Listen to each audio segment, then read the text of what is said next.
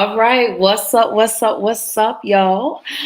Welcome back to another episode of Black Girl Interrupted. Y'all already know who it is. It is your favorite girl from the 504, baby, bringing y'all another beautiful episode of Black Girl Interrupted. Let me first apologize for not starting on time tonight, y'all. My microphone was not working, but I just had to move some plugs around, so don't judge me.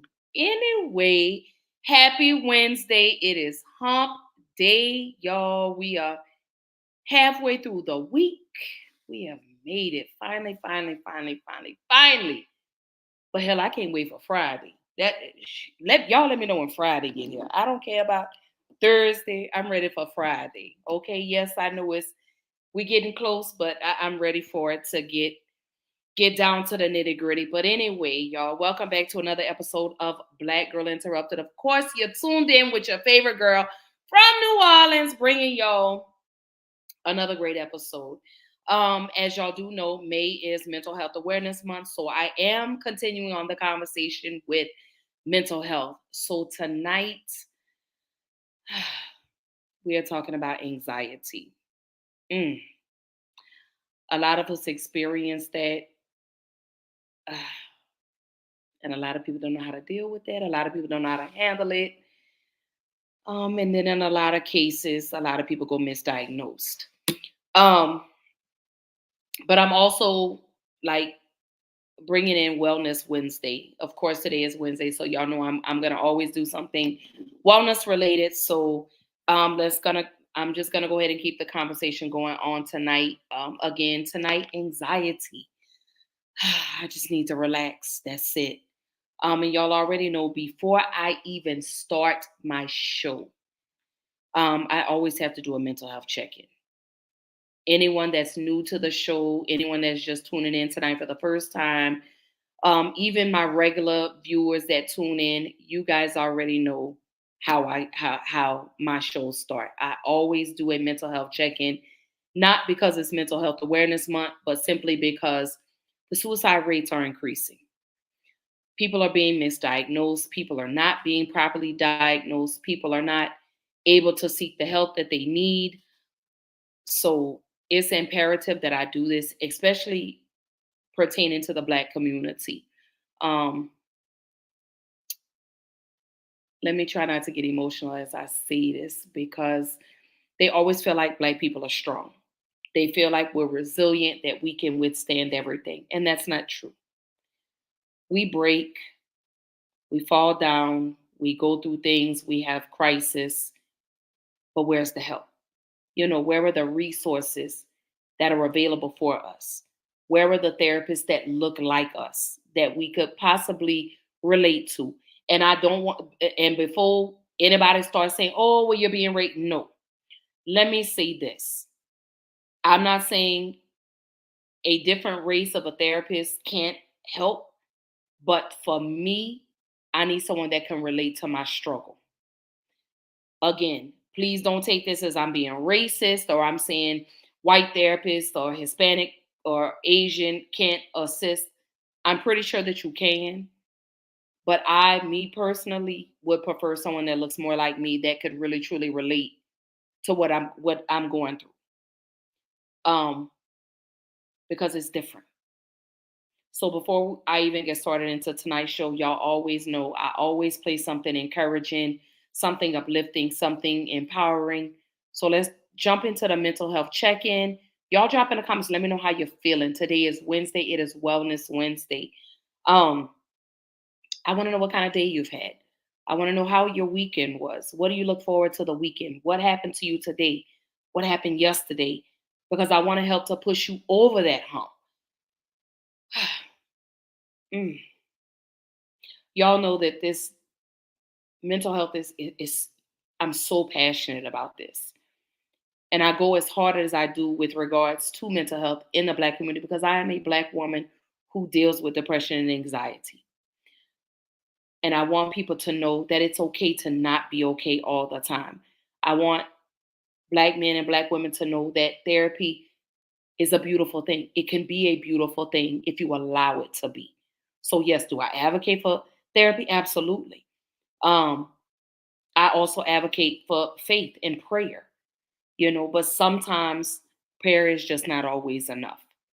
So let's jump into our mental health check-in. Y'all drop in the comment. Let me know, how are you feeling today? What's going on? What are you feeling right now? What's in your mind? How was your weekend? How was your day? How has these last 2 days been for you? So here we go, and then we're gonna jump back into tonight's conversation. What is the common denominator of failure? Wrong one, y'all. My apologies. It's very, very simple to get what you want, but it's not easy. It's your job to make yourself do the crap you don't want to do so you can be everything that you're supposed to be. And you're so damn busy waiting to feel like it. And you're never going to. Ever. No one's coming. No one. No one's coming to push you. No one's coming to tell you to turn the TV off. No one's coming to tell you to get out the door and exercise. Nobody's coming to tell you to apply for that job that you've always dreamt about. Nobody's coming to write the business plan for you. It's up to you. And because you're only ever going to do the things that you feel like doing right now or that feel good right now, unless you understand that you've got to parent yourself, you got to push yourself, you're not going to make your dreams come true. If you want to live your best life, your absolutely best life, you got to do me a huge favor. You got to watch them choices you make. People make bad choices. They wake up and they make another bad choice. They make another bad choice. Now they got a habit of bad choices, right? And they like, how did I get here? Choices. How did I get here? You trying to get to certain places, but you ain't making the choices that's going to get you there. You all in your feelings. The problem is that most people, they can't get up in the morning. They ain't got no energy.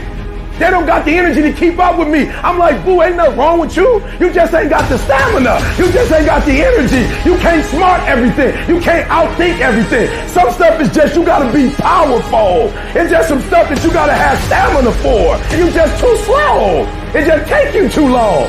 You wake up, take you 3 weeks to do what it can take 24 hours to do. It don't make you a bad person, but you're gonna forever be average because to be great, you got to keep up. No alarm clock needed. My passion wakes me up. My drive wakes me up. My determination wakes me up. My ability to be, do, and have whatever I want, it wakes me up. What wakes you up? What drives you? Why are you playing this game? You gotta begin with the end in mind. So whatever your dream or your goal is, you gotta wake up every day to it. You gotta go to bed with it. Are you hearing what I'm telling you? You gotta read stuff. The music you listen to, everything you do, gotta pour into that dream. I didn't get to where I am. I didn't get here being lazy. I didn't get here binge watching TV. I didn't get here taking days off. I personally know what it takes. One day I made a decision that enough is enough. I'm tired of being average. I'm tired. I'm tired of being good. I'm tired. I made a decision. Enough is enough. It's showtime. In order for you to go from one level to the next level, in order for any woman to transition, for any man to transition, the thing that they want must be greater than the thing they currently have. You only transition from one level to the next when you're tired of the level you on. You don't belong at the bottom, and it's time for you to get your butt from down there. It's time for you to stop being comfortable at the bottom. Get your butt up and get to where you're supposed to be. Get where you belong. Do what you're supposed to do. Live like you're supposed to live. You gotta kill. Every single day of my life, I feel like giving 100%. Every single day. I don't have days where I don't feel like it. Why? Because I'm counting on me. My wife's counting on me. My son's counting on me. I don't have days to waste. And your grind has to match your dream. You can't play as much as you used to play. You can't go where you used to go. You can't do what you used to do. And now you gotta pick your grind up. And I need you to wake up every single day, and I need you to use your 24 hours like you've never used it before.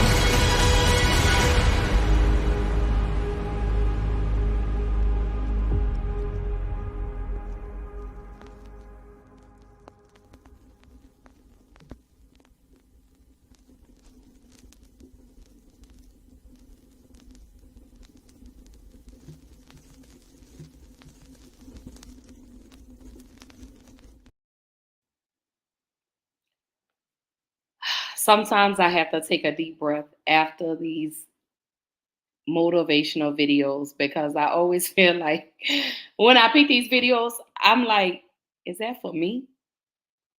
Are they talking? Is he talking to me?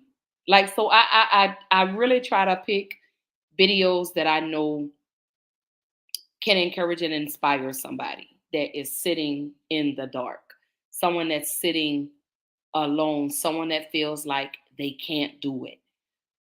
Um, and I even tell myself that, I haven't been going as hard as I should be, you know. Hey, Tashina, she says, I'm here, sis. I so needed to hear this. Absolutely. Like I say, when I select these videos, I always think outside of just me, you know. Tashina says, I felt like he was speaking to me, been going through it for real. Man,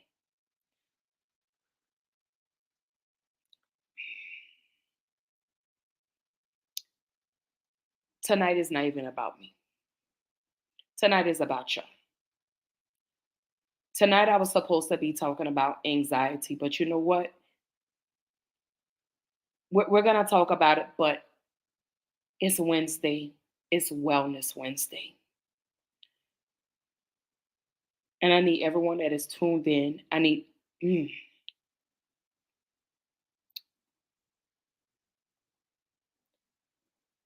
just need one person.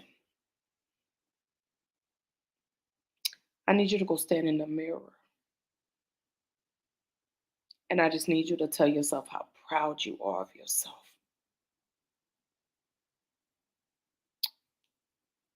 I just need you to look in that mirror and I need you to say, I can do it.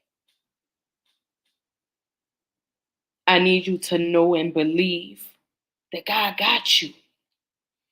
Y'all always get me, you know what? Y'all always get me emotional every episode that I do. And I always try not to get like this, but I'm very passionate about these conversations. I'm very passionate about these topics simply because you don't know what a person is going through. There are so many people that I interact with daily that look like they really have it all together until we sit down and we have real conversations. And these people are really going through it. I want you to stop putting so much pressure on yourself to be perfect.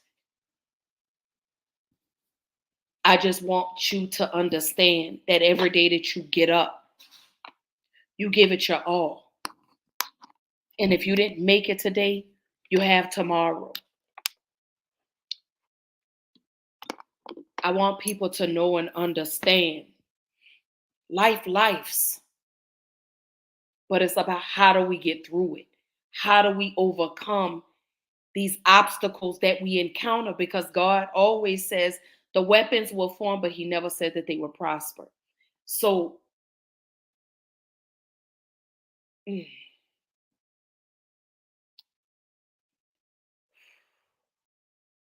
I feel myself getting a little anxious right now. So I want y'all to win. I want you to believe that you can win because words are powerful. Words are everything. And if you don't believe, then who else will? Sometimes you have to just take a step of faith and just know that wherever God takes you, he's never going to leave you.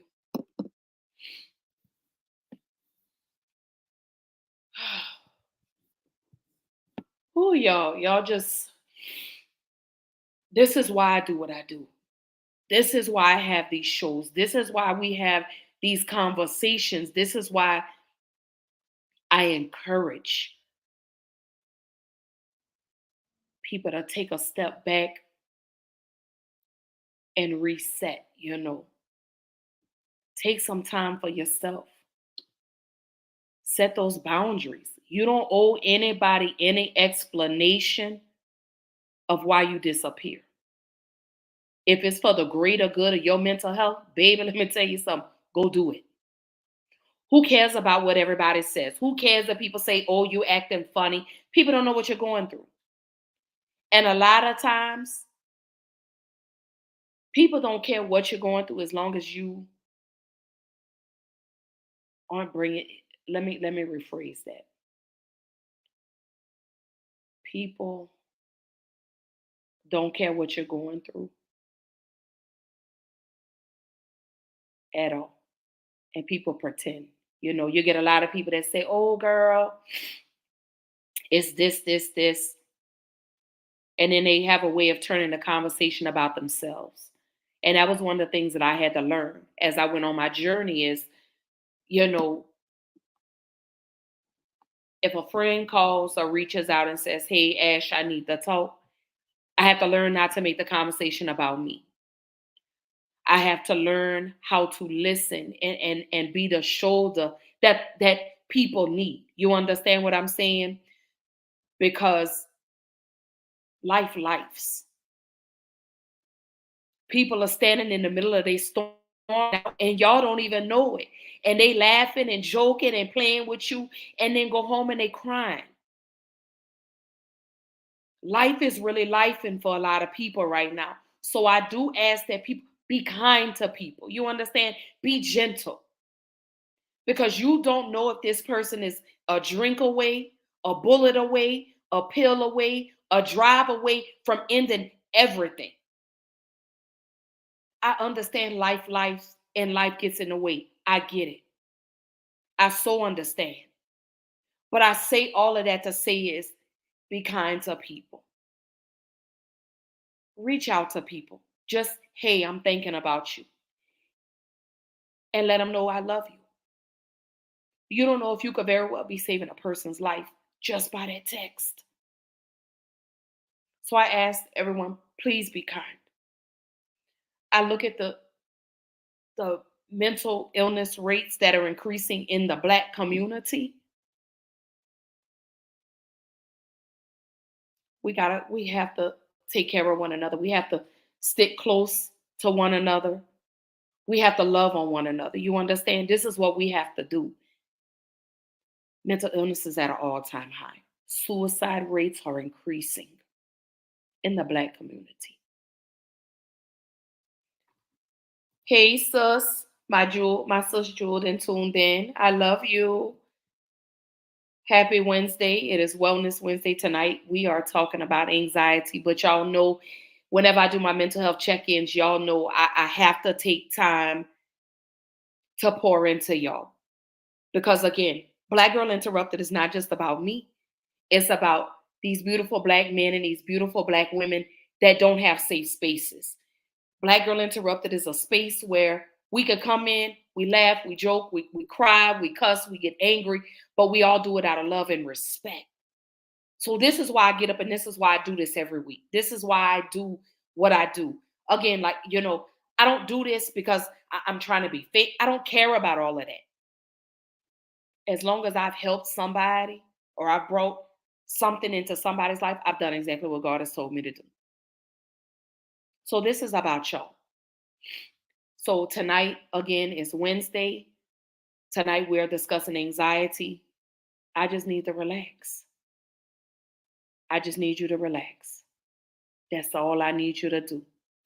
I love you more, baby. And please send your brother some candy. Thank you. Just had to throw that out there really quickly. I'm so sorry. So again, let's just kind of regroup. Let's bring it back. But I love you guys. I appreciate all the support. I appreciate all the love. I appreciate the way y'all show up for me. I appreciate the way y'all pour into me. But I love pouring back into y'all. That's what I love the most. That's what warms my heart. The fact that I'm able to love with y'all. I'm able to cry with y'all. I'm able to laugh with y'all. I'm able to be angry with y'all. And then we all leave here with something, with a takeaway. So I love you guys. Black Girl Interrupted would not be Black Girl Interrupted without y'all. I started it, but y'all been holding it down. Like y'all been sustaining this. Like this ain't just been me, okay? This been y'all. So let me first give my shout outs to the crew. Let me get, I got some applause. So I just want to shout out to all my supporters. Let me just first start off and then we getting into tonight's conversation. I just want to say Black Girl Interrupted would not be able to sustain the way it does without y'all. Yes, I started it, but y'all have been able to help me maintain it. Y'all have been doing all of this, not just me. So I haven't been doing this alone. I've been doing this with y'all and with God. Y'all, God has helped carry us along the way. God has helped us to continue doing what it is that we're doing. But I need you guys to know I'm proud of y'all. I love you. And no matter what you're going through, please don't give up. If it ever gets to a moment where the walls feel like they're closing in and it gets a little too dark for you, please, please, please, please, please, please reach out to somebody. There is, let me post this real quick. There is a suicide prevention number. Let me move this out of the way. That phone number is 1-800-273-8255. You have people that are standing by 24 hours a day, 7 days a week, 365 days a year. If you feel like you cannot breathe, you're suffocating, and you just don't know what to, please call this number. I would rather for you to reach out than to sit alone and sit by yourself. To the people that have texted me and I have not responded, please don't take it personal. I've just had to take some time for me. So I will reach out to y'all. Let me pull myself together first. Let me get myself situated and get back where in the space that I need to be in mentally. And then we're going to vibe. I promise you, we going to vibe. But again, y'all see the number at the bottom of the screen, 1-800-273-TALK. That is the Suicide Prevention Lifeline phone number. If you are in a crisis, call that number or call 911. Again, my loves, I would rather see you get some help than for me to see a post on Facebook with a RIP behind it. I understand, but we have to remove the stigma around mental health. This, like, we have to stop sweeping this under the rug. We have to start giving grace to people. We have to be kind to people because, again, you don't know what a person is going through. Like, for me, and again, I try not to make my shows about me, but this is also my safe space as well. But I want you guys to know, don't be shaking your head at me, Jewel. Girl, don't make me call you by your whole name, girl. Hey, my love. Hey, Big Daddy. He says, hey, beautiful. I hope you're having a great night at work. So Mercedes says, this has been a hard week. I made a bad decision over the weekend. My anxiety was through the roof.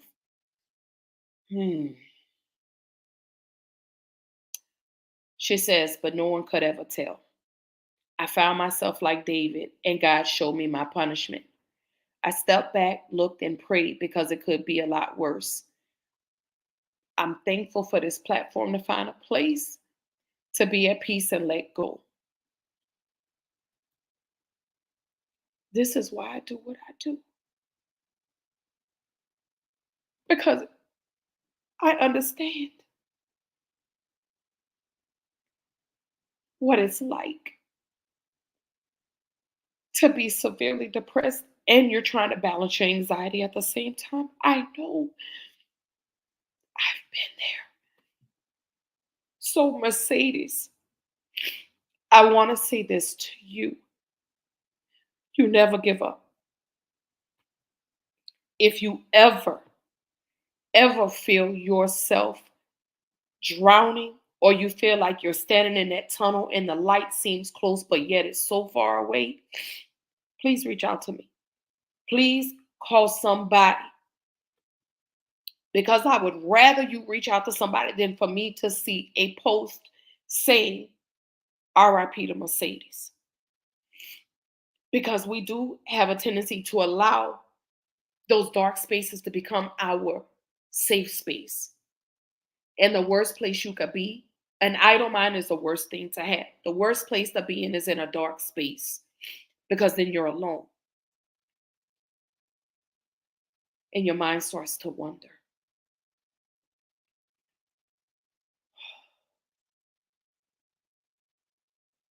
I pray. I want God to step into you, Miss Mercedes, and I want him to wrap his arms so tight around you, because God is going to assure you that he got you. That no decision you make is ever a bad decision. Maybe careless, but never bad. Never let that one moment, that one, and I really don't even want to say a bad moment, but just a moment. Don't let that determine your mood for the day. Don't let that set your tone for the week. You sit down, Mercedes, and you talk to God and you tell God that I did something that I shouldn't have done. I know, God, I didn't think it all the way through. But what can I do to not be careless again? You know, that's what we do. We have to stop. You know, words are powerful, you know, and we have to learn how to speak about ourselves to other people. So I won't say you made a bad decision. It was careless. You didn't think it all the way through. You thought before you did it before you thought about it. You get what I'm saying? So that's how I want you to look at it. Nothing you do in life is ever bad. Maybe not well thought, maybe careless, but never bad. So we got to change the way we speak over ourselves. We have to change the way we talk about ourselves to other people. You understand? Because I've noticed that when we speak ill of ourselves to other people will start to believe those words that you speak over yourself. So we have to be mindful for that, you know. But I want to say, I'm glad you learned. So you'll know what not to do the next time. So you'll know the next time, I remember what happened this time. So let me not be careless again. You'll get what I'm saying? So there go my baby. Hey, TT. There go my baby. She says, hey, my baby. She says, I'm thankful for you. She says, I love you. She said, giving up is not an option. Absolutely not. Because if God gave up on us, where would we be?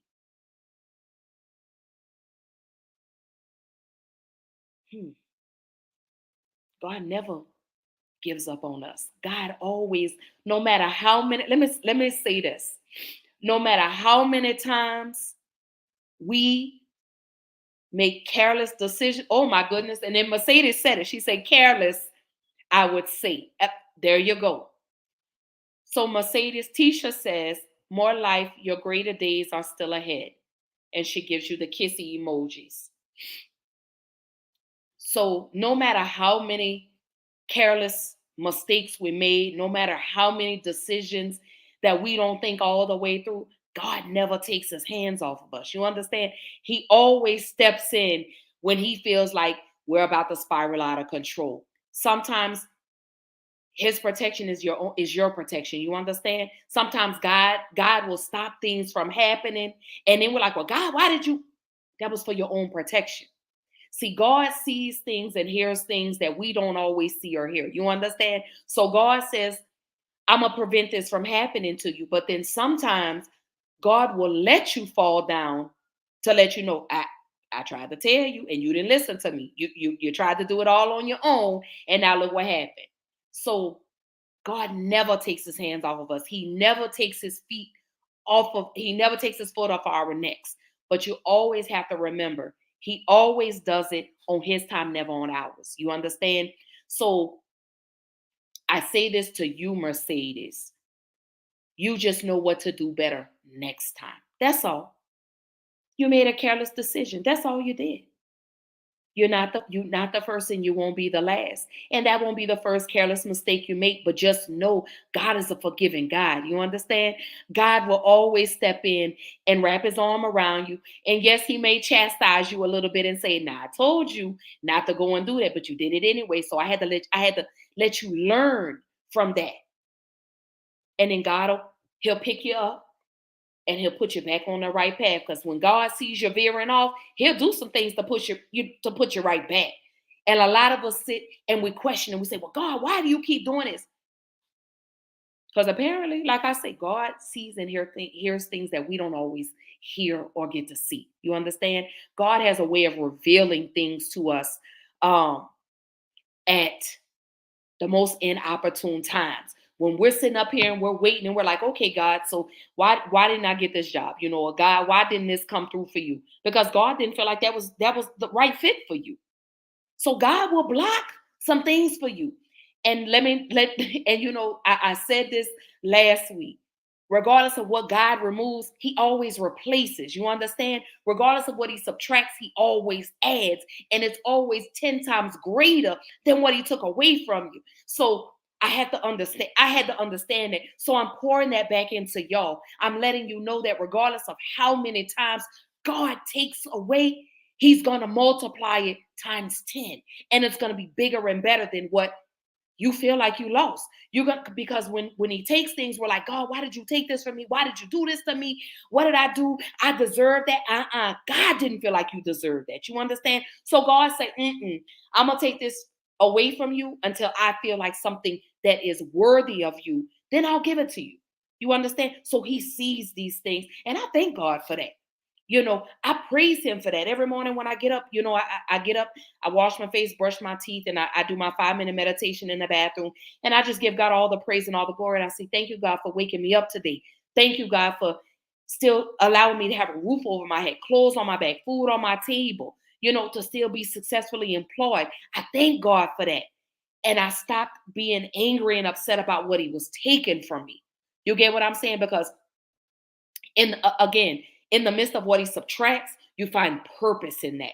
You start to understand, and then it starts to make sense to you. God connects the dots for you, because we feel like when he takes away, I'm left with all these pieces that I can't quite put together. But then God will make it make sense to you. So when you finally are able to once he gives you all these pieces, and you're finally able to put all these pieces together, you're like, "Uh-huh. Okay. Oh, so that's right." You understand? So we start again, as I say, and I'm going to always say this: God is always a man of clarity, never of confusion. You understand? God will always clear your vision. God will always clear your path for you. God will always make it to where you could see and not leave you blind. So what he did for you, God showed you. He told you, Mercedes, you knew better than that. So God said, "Okay, I'm gonna chastise you. I'm gonna pop you on the hand, and I bet you won't do that again." So you were careless in what you did. You didn't do anything bad. You were just careless, and you didn't make it. You didn't think it all the way through. You just did what you did, and then you thought about it afterwards, because then it triggered you. Then it affected you some kind of way, and now you're like, "Oh my God, I shouldn't have did that." That's all it was. Every day is a lesson. Every day that you make a careless decision, you always take the lesson from it. That's what you do. You take the lesson from it. You take what God has given to you. You get what I'm saying? You take that and you say, "Okay, I understand, God. I see why you did what you did. Totally understand." And then you don't let that hold you down. You don't let that hold you back. Because again, you don't let one careless decision or one careless move determine your mood or set the tone for the day. You had a okay, you didn't have a not so, you had a not so good moment. You're alive today. So that moment didn't kill you. It just made you stronger. That's all.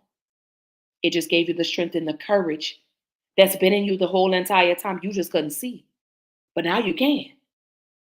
Now you got it. Now your vision is a little clearer now. And now you see that whatever decision, whatever you did, you now recognize, "Okay, that wasn't the right thing for me to do." I told you, God will always give you clarity, never confusion. The devil is the only person that gives you confusion.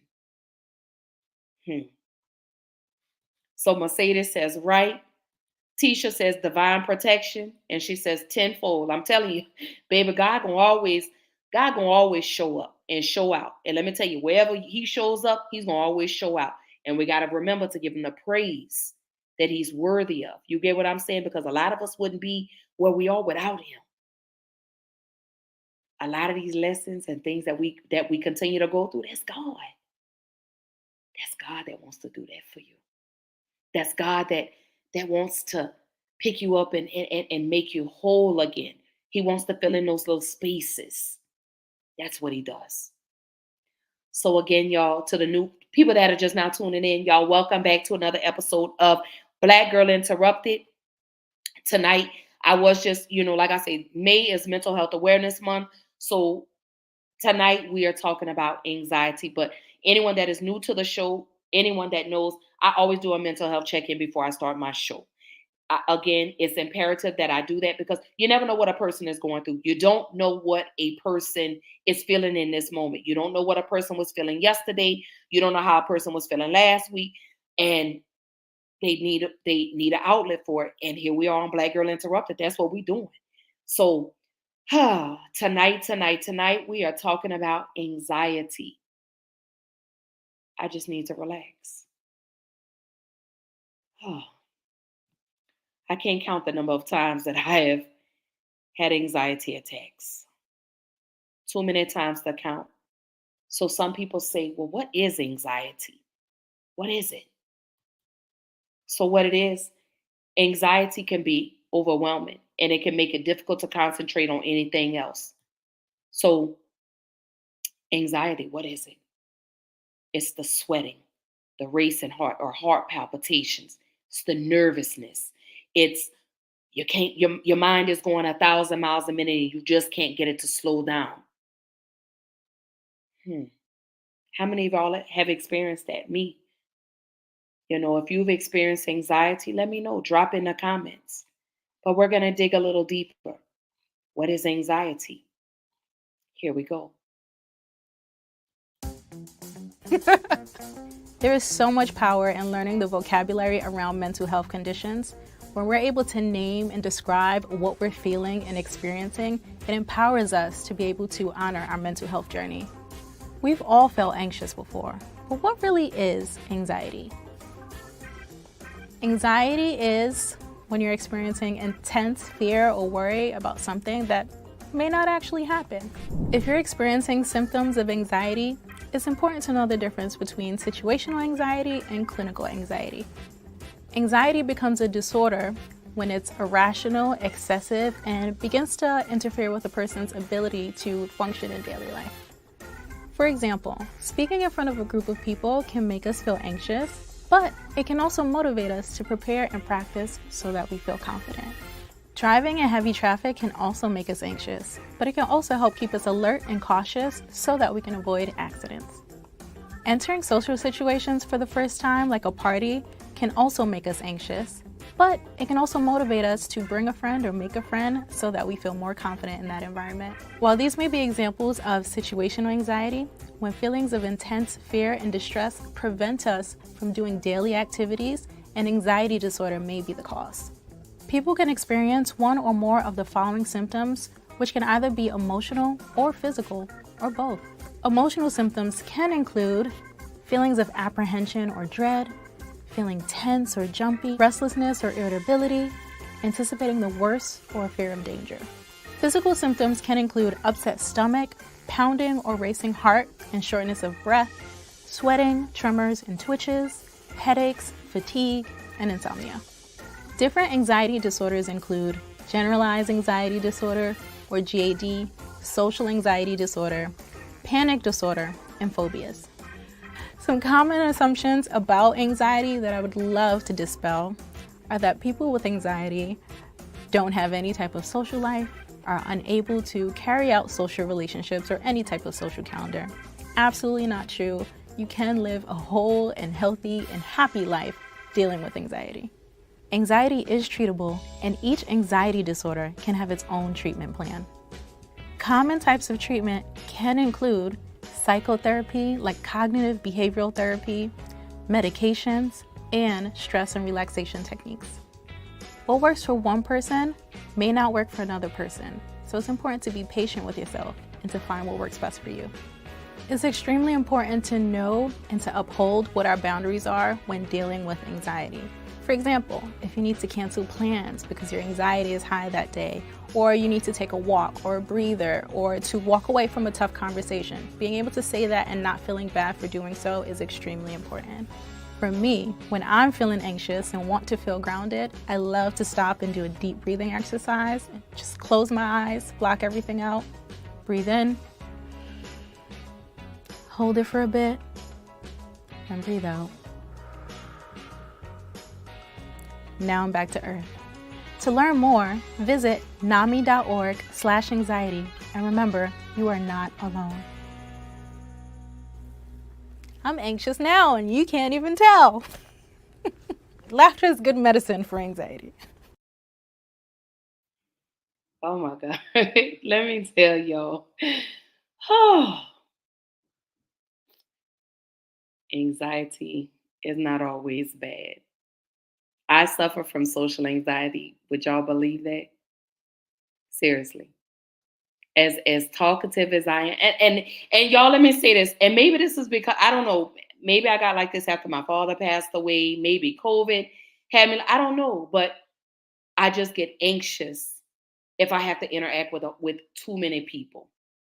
So I will say I was very, very, very, very, very proud of myself of how I conducted myself in Atlanta a few weekends ago for the Black Effects Podcast Festival. So that was one of the reasons why I had to bring Brittany with me.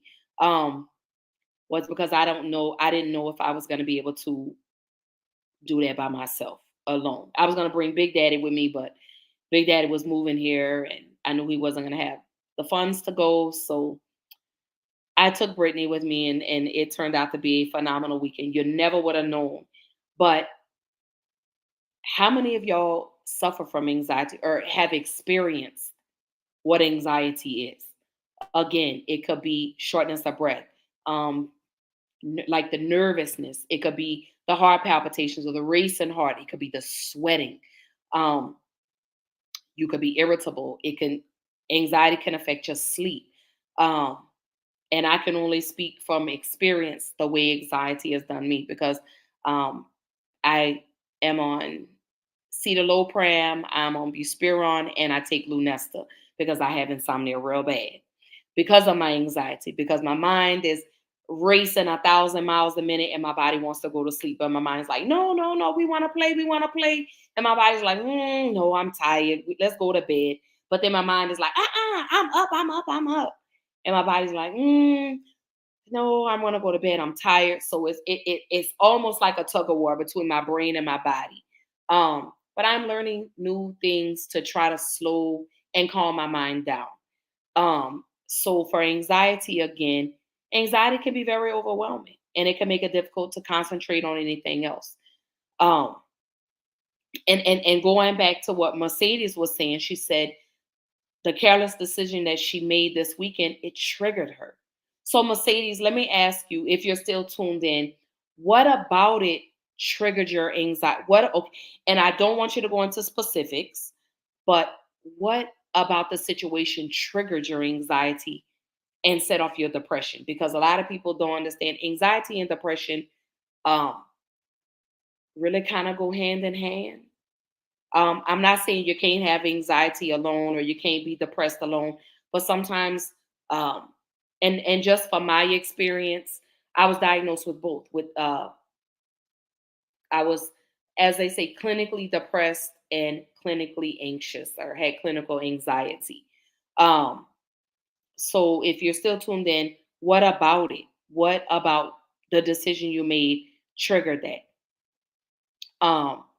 So I also look at, so while I'm waiting on her response, we'll just continue with the conversation.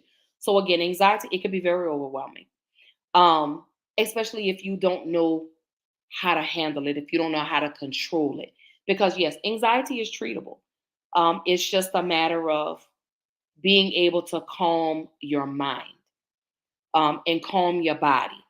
Because again, with anxiety, you're heightened. You're like, you're nervous, you're sweating, your heart is racing. Um, and the fact that you feel like everything is about to go wrong for you.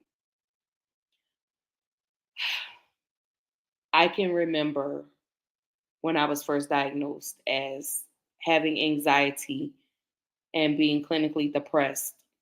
Um, it was a numbing feeling because I couldn't understand why my body was tired, but my mind was up. Why couldn't I go to sleep? Because it started to affect my sleep. It got to a point where I was sleeping 2 or 3 hours a day and would get up like nothing. Like I had 8 hours of sleep when really I'd only slept maybe 2, 3, 4 hours. I can remember texting Big Daddy at like 7 o'clock in the morning in tears, crying because I'm like, I can't go to sleep. I have to get up and go to work. I don't know what to do. Um, y'all forgive me.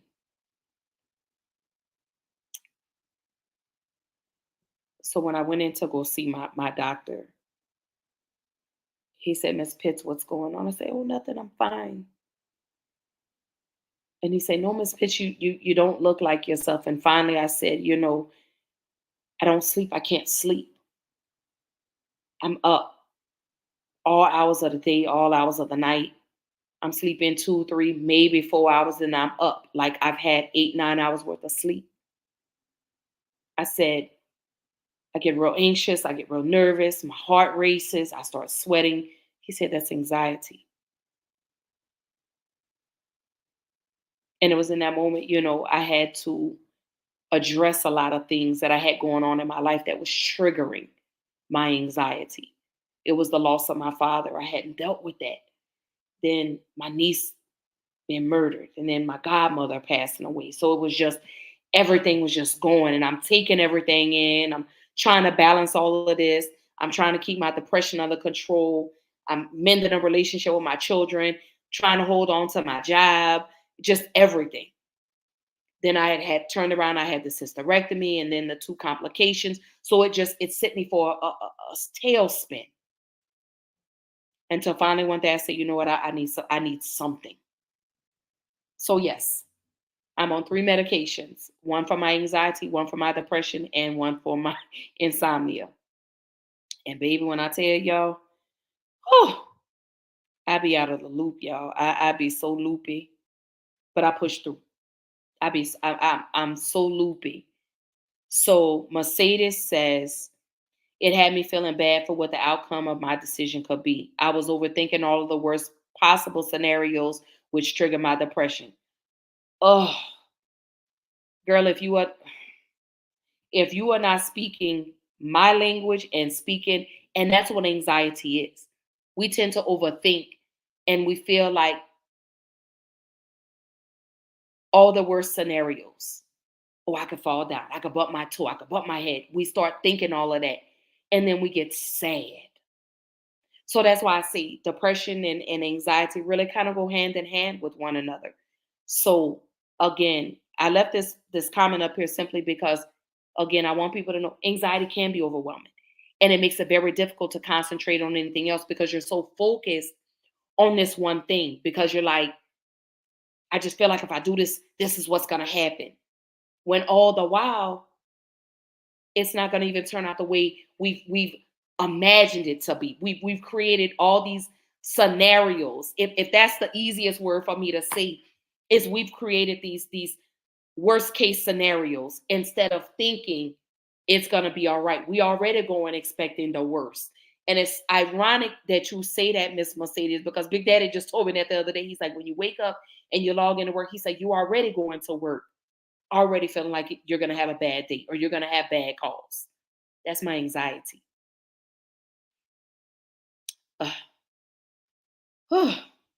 So yes, my baby, I definitely can understand. So the next question is, excuse me, how does anxiety really truly affect the Black community?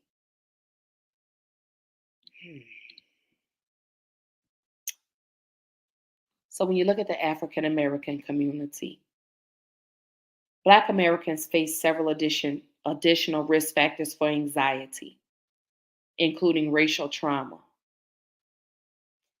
Those risk factors include exposure to racism and racist abuse and the effects of racism, such as fewer opportunities and less safe communities, higher rates of trauma, including sexual assault and police violence. Hence, whenever a Black man or Black woman is pulled over by the police, we automatically go into defense mode. Because we constantly see these traumatic events happen to our Black men and our Black women.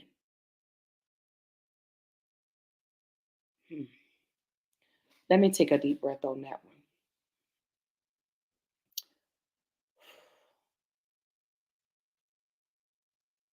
Let me just collectively just get my thoughts together, because traumatic events can trigger anxiety.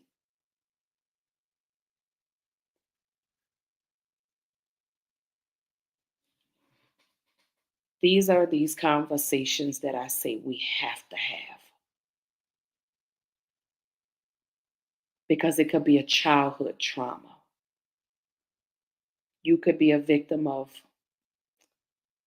sexual assault.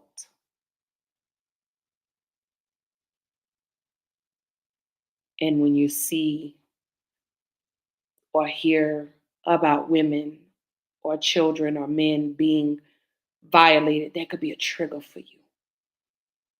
That could trigger your anxiety, hence trigger your depression, because it takes you back to that particular time in your life. You know, let me rephrase that. It could take you back to that particular traumatic event in your life. We see, an increase in police violence. We see these videos. Being exposed to racism. We see this. It could be a trigger for our community and where we live. Could trigger your anxiety.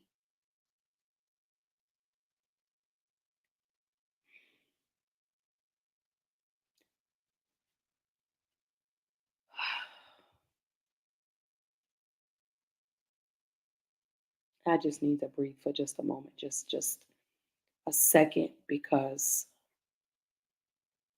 I'm very passionate about these conversations. So I connect with every last person that deals with anxiety or depression, or bipolar disorder, schizophrenia, etc.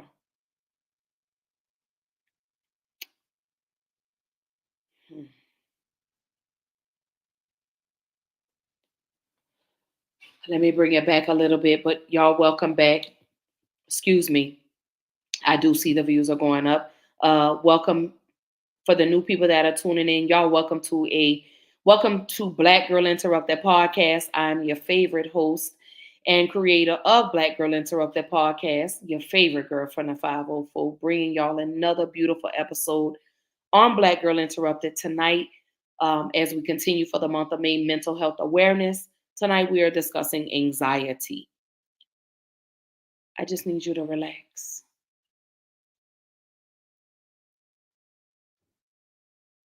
As I stated before, how does anxiety affect the Black community? Drop in the comments how you feel like anxiety affects the Black community. Again, Black Americans, we face several risk factors for anxiety, including racial trauma. Again, we see the police violence. Again, we see and we hear on the news about these young women or children or young boys and men being unalived or being sexually violated. That could trigger your anxiety, hence sends you into a very dark space, aka depression. And we have to find ways to overcome that. And again, we look at the fewer opportunities. We look at the jobs and how a lot of us are being passed over for white counterparts, even though we're the more qualified for the position. That is a trigger for people. It could be the area you live in, your neighborhood, because when you walk down the street, you're seeing all these abandoned houses, or you're seeing these drug dealers, or you're seeing people that are on drugs, you see homeless people. That will trigger your anxiety. And then you look at the higher rates of trauma, whether it be sexual trauma or police trauma. Again, we see the videos. We saw Tyre Nichols. We saw Trayvon Martin. We saw Sandra Bland. Because we think every time the police pull up, we feel like we're Sandra Bland, or we're Tyre Nichols, or we're Trayvon Martin, or we're Mike Brown. It's a trigger for us. And that gets your heart to racing, and you're sweating, and you can't relax, you can't calm down. Those are all scenarios of anxiety. But then you ask, how does that tie into depression? Here we go. Let's find out.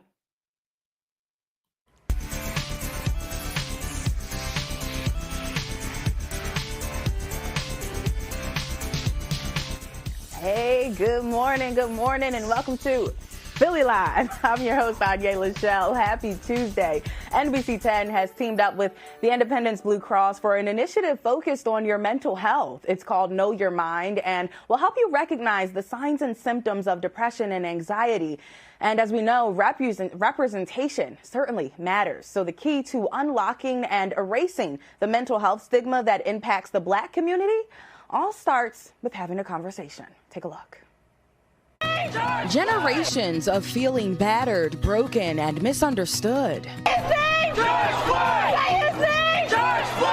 It's all taken a physical and mental toll on the Black community, as signs of depression and anxiety jumped to 41% after the death of George Floyd, according to the Census Bureau. Depression and anxiety are kind of multifaceted experiences that people have. Dr. Monica Campbell has 15 years of experience as a psychologist working with veterans suffering from mental illness. For depression, we usually look for sad mood, lack of interest, and other symptoms such as fatigue, poor concentration, and anxiety is any feeling of nervousness, worry about a number of things. We're learning, and a lot of people are learning, that there are a lot of traumas that we still have yet to unpack. It's probably because mental health in the Black community is considered a taboo. It is not often frequently talked about as much as it should be. Why do you think that is? Well, I think for a lot of African American and Black folks, number one, we just didn't have the access to that as a resource. And then if we did, maybe it was looked on upon as something that other people do, or that maybe it's displaying a lack of faith, that you should just pray about it or take it to the pastor.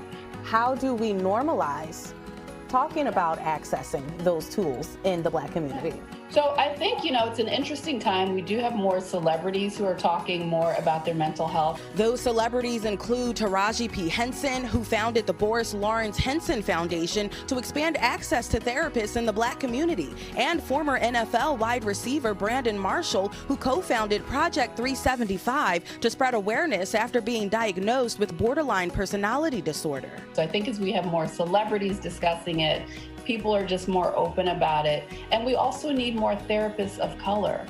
So that's a huge issue. Only 4% of psychologists in the U.S. are Black, and only 2% of psychiatrists. We need to continue to encourage, even down to high school students, to think about mental health professions as a career. And the research says that people actually stay longer in therapy when they're matched with someone of a similar ethnicity. So that's not saying you can't have good cross-cultural therapeutic relationships, but people often want Black therapists, I'm speaking of Black people in particular, because we do have a unique experience, a unique history in this country. Yeah, absolutely, we need more representation in mental health fields. If you are experiencing depression or anxiety, you are not alone. That's why NBC 10 and Telemundo 62 are partnering with Independence Blue Cross on Know Your Mind, an initiative focused on helping you recognize common mental health concerns and the steps you can take to feel better. So join us as we explore the healthcare and self-care that can help you and your loved ones through difficult times. For more information, visit ibx.com/knowyourmind.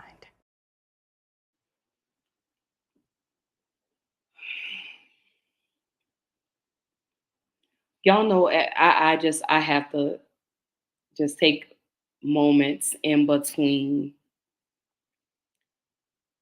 But listening to exactly what she said was 100% accurate. Is we have to remove this stigma around mental health in the Black community. Why is it so taboo? Why is this not talked about? Do you understand the number of lives that may have been saved had we had more access to mental health resources? This is why, when she said, it starts by a conversation. And this is why I tell y'all, I do Black Girl Interrupted podcast. Is to have these conversations. Is to address those traumas that we carry. That's the only way we're going to be able to heal is when we start having these conversations. When we deal with our traumas head on. I understand it's difficult to walk back through those doors that you thought you closed. I get it. I understand it wholeheartedly. It's difficult.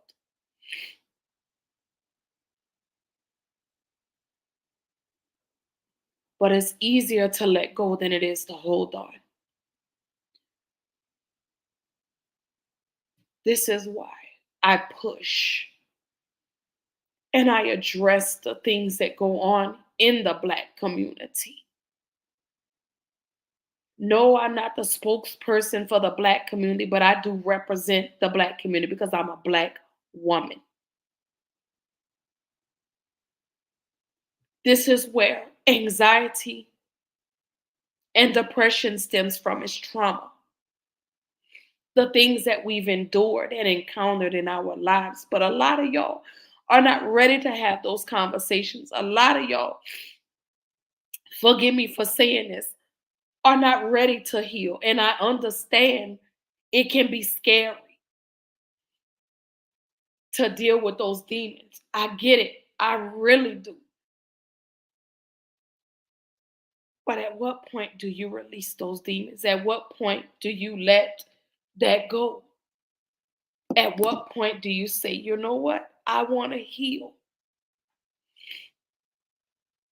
This is why I do what I do.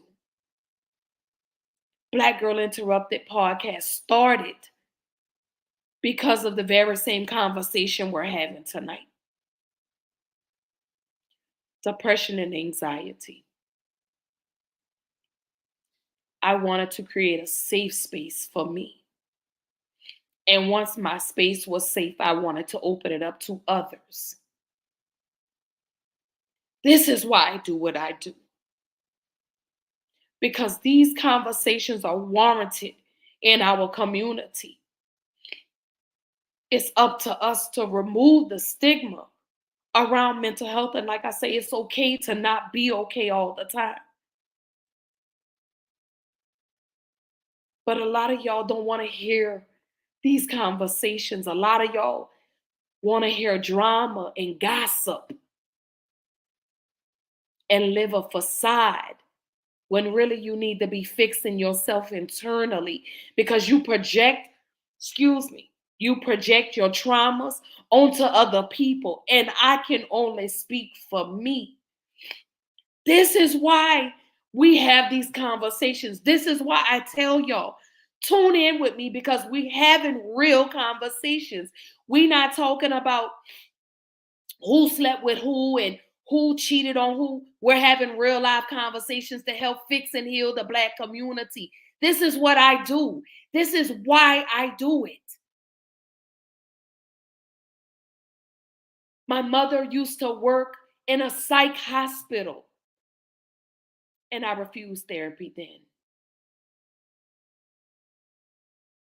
until I became one of those patients.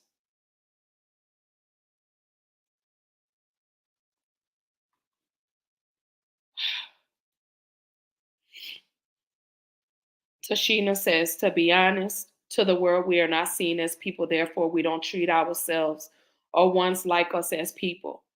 People have feelings and emotions. Men aren't allowed to feel and share. Women can't feel pain. I pray that this changes, but we have to be the ones to change this. Black men aren't allowed to show their feelings or shed tears. Black women don't feel pain. We are stuck in our trauma and we don't know how to move past it. Tashina also goes on to say,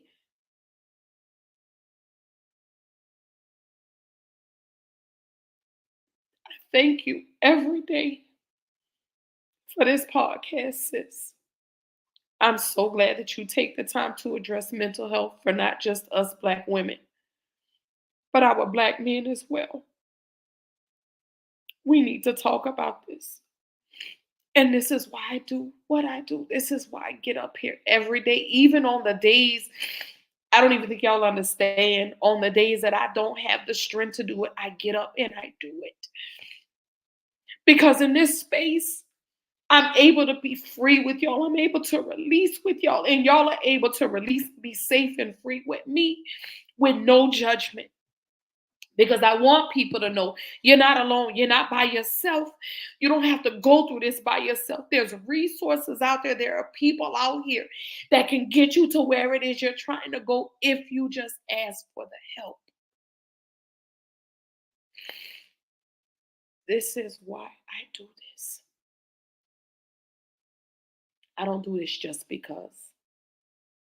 I enjoy doing this. I love doing this. This brings me peace, knowing that I've created a platform, not just for me, but for you, where you're able to come in and you can unload and release in here and no one's judging you. No one's laughing at you. No one's pointing at you. No one's ridiculing you. We don't do that over here on Black Girl Interrupt the podcast. I don't even condone that. Because if drama is what you guys want, then please go find another podcast, because we don't do that over here. We have real conversations, therapeutic conversations, conversations that trigger your healing, conversations that make you want to be better as a person, as a mother, as a father, as a daughter, as a son, whatever. That's what Black Girl Interrupt the podcast is about.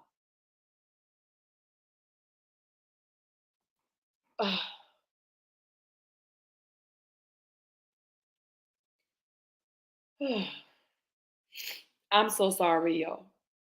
I promise I'm just so passionate about this. I just want to make a difference. I just want to make a change. I just want to trigger these conversations where it promotes healing. I don't have it all together. I'm not a psychiatrist. I'm not a psychotherapist. I'm just little old Ashley, that advocates for mental health. I'm a survivor. I'm a person that has endured a lot. I'm a person that has addressed those traumatic events, and I hope that this does the same for you. I hope that these conversations that I continue to have will trigger you to want to heal, to want to be a better person so that you don't bleed on your children and your children don't bleed on their children and so on and so forth. I want to stop the generational trauma, but it has to start with us. So I'll continue to have these conversations. I'll continue to keep pushing and promoting healing and real conversations amongst all of us. I'll keep pushing to change the narrative when it comes to mental health. I want to fight to remove the stigma.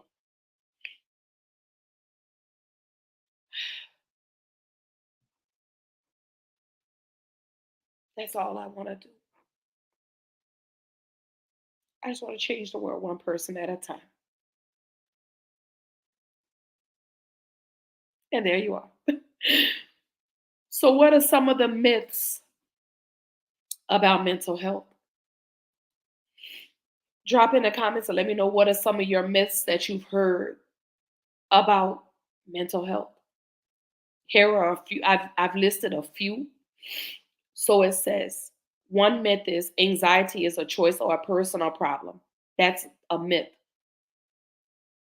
And it says, many Black people believe that with the right attitude or prayer, they could get rid of mental health issues. Mental health conditions are serious health problems that a person cannot think or pray away. Let me go back and repeat that again. The first myth is, again, y'all, anxiety is a choice or a personal problem. This is a myth, okay? Many Black people believe that with the right attitude or prayer, they can get rid of mental health issues. And as I've stated before, we hear that all the time. We've been conditioned that's been pounded into our brains since we were children. Oh, just go to God. And people will give you a scripture to read and they feel like that one scripture is going to just take everything away from you. Let me say this. This is not to disparage God by any means, because God has carried me a lot. God has showed up for me on the days that I couldn't even show up for myself. But people have to understand mental health conditions are serious health problems that a person cannot think or pray away. It doesn't matter how many scriptures you read. You can't pray it away. Another myth number 2. Psychological differences are natural. For centuries, racist scientists have claimed that apparent racial differences are innate because of the different brains, hormones, or genes.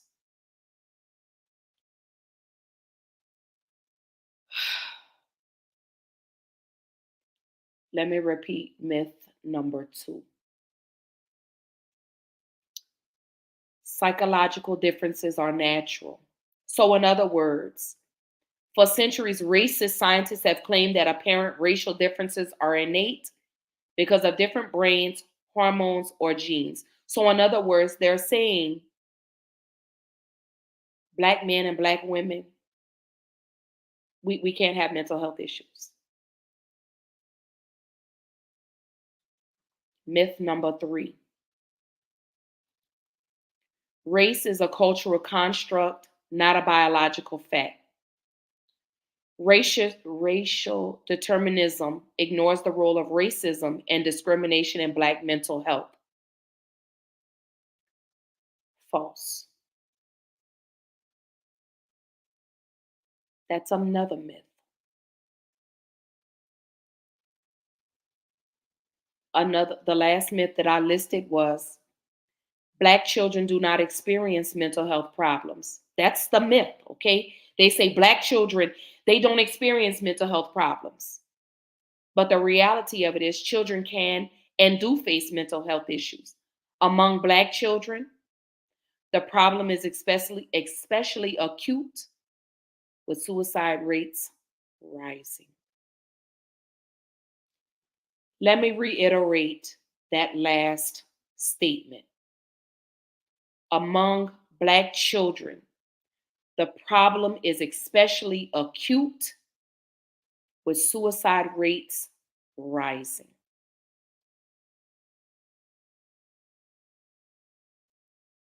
As I've stated to y'all before, the suicide rate is increasing in the Black community, especially amongst Black men.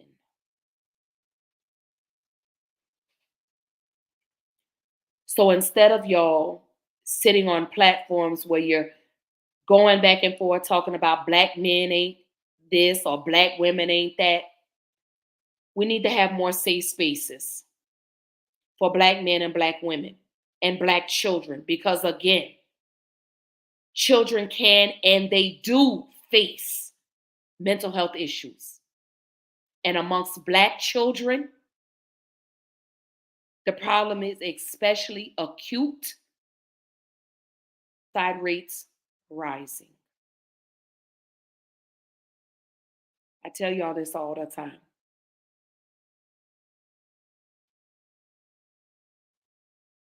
The suicide rate is increasing alarmingly in the Black community. But y'all don't care about it until you see a celebrity. And then all of a sudden it's, oh my gosh, we got to do this. And then the moment that fad falls out, y'all are back on us. I stay on this.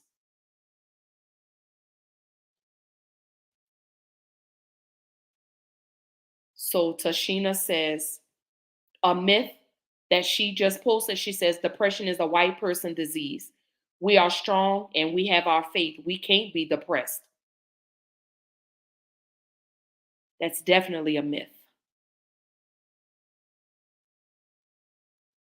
Because I just debunked that with this right here. Among Black children, the suicide rates are rising. But they figure Black people, we're strong, we're resilient, we can withstand everything. Sometimes it takes more than prayer. Because mental health conditions are serious health issues. That a person, you just can't think or pray it away. Some of your pastors are in therapy. The very same people that are telling you you don't need help are seeking therapy themselves. You have a lot of therapists that are in therapy. And when it comes to the church, I have something for y'all to see. Here we go. February is Black History Month, and while you'll see stories of successful Black-owned businesses and the first Black Major League Baseball player, tonight we're talking about the importance of mental health and faith within the Black community. Tatiana Cash shares how the two intersect and can go hand in hand. That's right, Melissa. Typically within the Black and brown community, we're taught to put faith first, even when it comes to our mental health. And while times thankfully are evolving from faith being the only answer to now prayers and therapy, NAMI wants to make sure area pastors can help their congregation get all the help they need. Depression, anxiety, the list goes on. The Centers for Disease Control and Prevention finds untreated mental health is causing suicide to be one of the leading causes of death in the U.S. Earlene Belcher lost her grandson to suicide, and she says disorders combined with stigmas stop many in the Black community from getting help. I've been told that I know that people that take their lives go to hell. So when people hear that, if they're in depression, they don't reach out. Belcher wants these stigmas removed, saying it could be monumentally helpful. NAMI's Sonia Quinn agrees, saying another important step is admitting when you need help. It's okay not to be okay. Is that a cliche? But it's true. We have to break down the reality of mental health and of suicide in the Black community. While the CDC finds Black Americans' rates are far smaller than their white counterparts, Quinn says it's not zero, and Belcher says cultural stigmas definitely don't help. Especially in the African American community, because we've always been told, at least I'll speak for myself, I've been told growing up that you pray about it. You pray this away. God's going to take care of this. NAMI's executive producer, Mariah Cornoa, says this is where they step in, supporting all forms of treatment, not one over another. We need to really honor the validity that faith provides as a treatment source, but combining that with mental health treatment is really important. We need to have that faith in ourselves, if you will, to understand that it's okay. It's okay if I see a therapist. Overall, the National Institute of Mental Health finds 1 in 5 Americans live with a mental illness. But Cornoa says all 5 can be affected by this, so supportive programs like QPR help faith leaders know what and how to help. Nobody has to carry the weight of other people's pain. We cannot fix people. Our job is to say we care and help is out there. Let's go find it together. The goal is to make sure everyone knows they're not alone. We need to start teaching our children at home. It's okay to cry. It's okay for men to cry. It's okay for us to be angry. It's okay for us to say no. Faith leaders interested in attending the Next Question, Persuade, and Refer workshop. It's going to be tomorrow, February 8th, 10 a.m. at the NAMI of Greater Toledo building on Secor Road. Live in studio, Tatiana Cash, WTOL.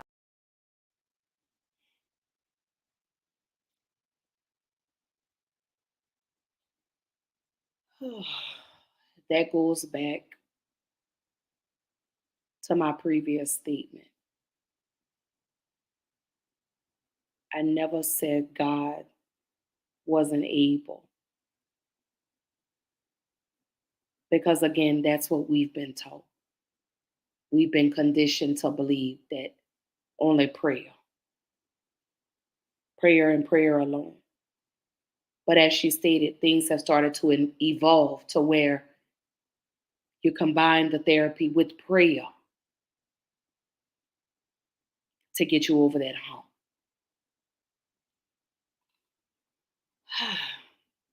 So now we're going to treatment and how to cope.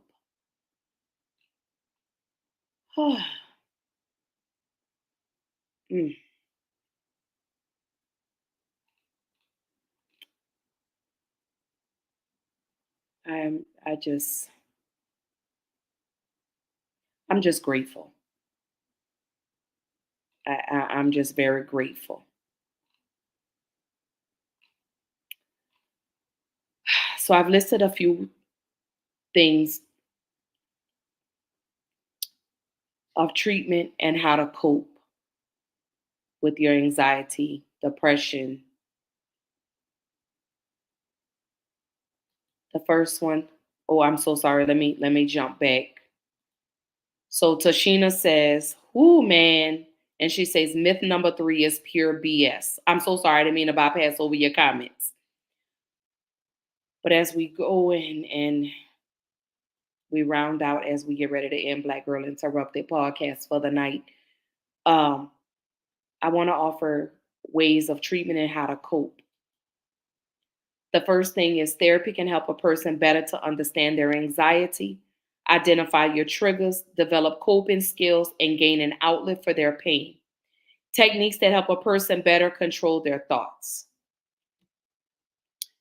Also, number 2, medications that may help include anti-anxiety drugs, antidepressants, and sleeping remedies. And I take all 3. Then you have residential treatment. People with severe anxiety or mental health problems that endanger their life may get the most help from residential treatments.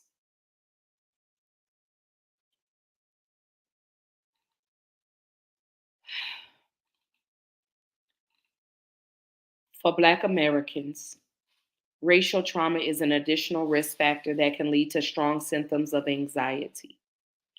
Various fears and stigmas around mental health and access may make finding help more difficult for Black Americans. When anxiety is physical, ladies and gentlemen, it can trigger immense fear about a person's health and make daily existence very uncomfortable. I do want you to know the right treatment does work.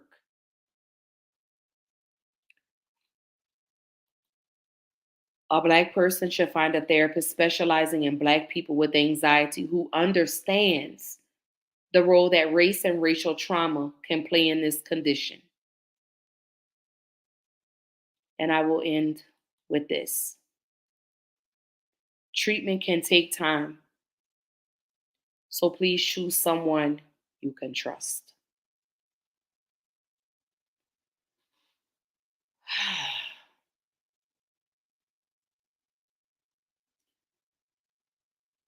As I give y'all my final thoughts as I bring tonight's episode to a close, please don't suffer alone. Please do not sit by yourself. Please reach out for help. Anxiety can be controlled and it is treatable. So please do not feel like because you've been diagnosed with depression, anxiety, bipolar disorder, that there are not things out here to help control that in ways that you could go on to live a healthy yet productive life. I know mental health can be a sticky situation to talk about in the Black community. But I do want you to know there is help available. There are resources out there. Stop being worried about what the world thinks and what people are going to say. And you focus on you and take care of your mental. Put those boundaries up. If you have to take a step back from people, take a step back. You don't owe anybody any explanation for why you stepped away and took time for yourself. Stop explaining to people, okay? Because if I need to take a step back, the people closest to me, you already know. She must be having a moment. Let me let her breathe through a little bit. And when she's ready, she'll reach. And I do every time. Those are boundaries. I've learned to stop pouring into people and leaving my cup empty. So I say all of that to say, pour into who pours into you. Stop making deposits when people only want to withdraw. I made a post yesterday and I said, stop cooking food for people who only want a plate to go. Take care of your mental. You're all you got. If you don't take care of you, who else will? And I say all of that to say I love you. I'm proud of you. And I see you. Keep up the great work. You're doing a fantastic job. Even when you feel like you're not, you are. I see you. I promise I do. And I'm very proud of you. I can't wait to see what the next chapter holds for you. I can't wait to see you embark as you get over this one hump that you thought was going to stop you. I can't wait for you to share your test and allow that to be your testimony. You are appreciated. And I'm going to end with that before I start crying again. So Mercedes says her coping mechanism with anxiety is journaling. It helps to release all of the thought. I agree. But the only thing, you may have to help me because when my anxiety is up, I can't write. It almost looks like jibber jabber. I guess maybe because my mind is going so fast and I'm trying to put down all my thoughts and trying to just make it make sense. So this is why I created this podcast. So I could talk to y'all. So I could tell y'all what's going on with me and I can vent to y'all. Y'all are my, how can I say, y'all are my diary. Y'all are my journal. I get to come to y'all and say, man, y'all, this is what's going on. So keep doing exactly what works for you. For my daughter, she draws.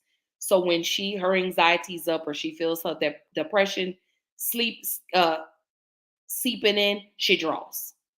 So, and she has done some fantastic work. On my next episode, I'll show you some of the pictures that my daughter has drawn as a way to cope with her anxiety. And I'm so grateful that she went from being a cutter to now she draws.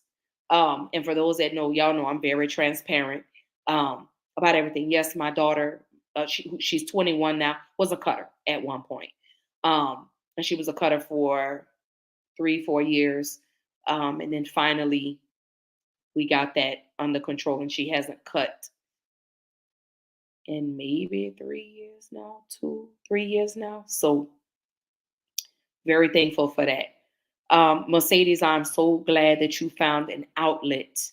So that way you're not holding all of that in, because holding all of that in, that'll make you sick. And I don't want you in the hospital.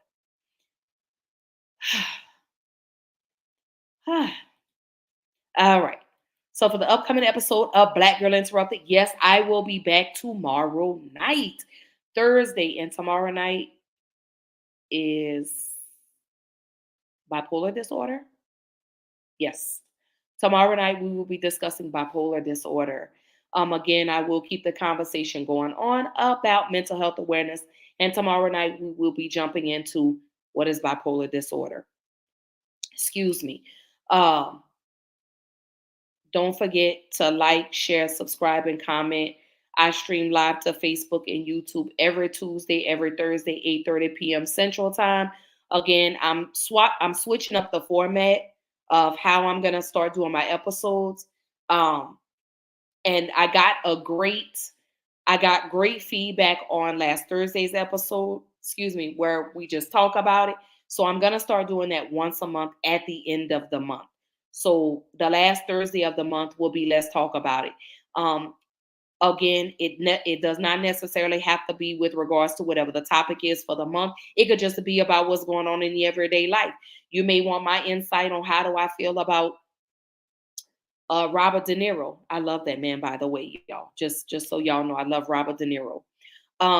It could be about anything. It could be about your everyday life. It could be about a particular hairstyle. You may be thinking about, oh, girl, I want to cut all my hair off. How do you think I would look? Anything. So I'm going to start doing that. I've already done it this month. So starting next month, the last Thursday of the month, again, that will be the Let's Talk About It. So it'll be about whatever on that particular Thursday. I will let you guys know. Don't forget the panel will be in June. I have not set a definitive date. I'm actually going to sit down and work on that this weekend. Again, the panel will be a 5-part series, 5-part event.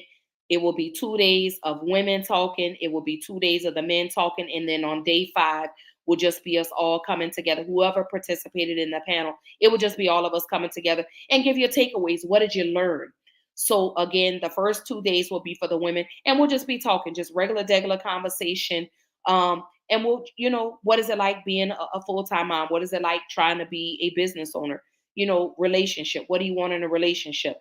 This is not a bash black men or bash black women panel. We're gonna, men are gonna be listening to what the things we don't like amongst black men or whatever, relationship wise. And then the next 2 days will be the black men talking. And no, your black women are not getting on the panel, because that is going to be specifically for the men, where the men are talking, where the men are addressing their issues with us. Okay. And we're going to do this in a healthy manner. We're not going to be without it. No, we're not over talking people. Y'all are going to have some coos about yourself. We're going to have some decorum around here. Okay. We're going to be able to conduct ourselves like adults. And I'm going to say this again. Excuse me, I said it last week. If you get belligerent or you get very disrespectful on the panel, I will remove you. And if you have any issues with that, I will talk to you out after the show is over.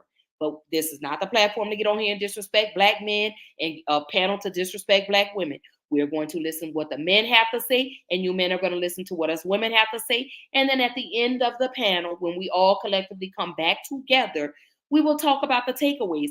What did we learn from listening to the black man talk? What did we learn from listening to the black woman talk? And again, we are going to show the world that black men and black women can really sit down and have conducive conversations with all the and we're not doing that over here. I'm just letting y'all know that. So I will let y'all know the definitive date. I'm actually going to sit down this weekend because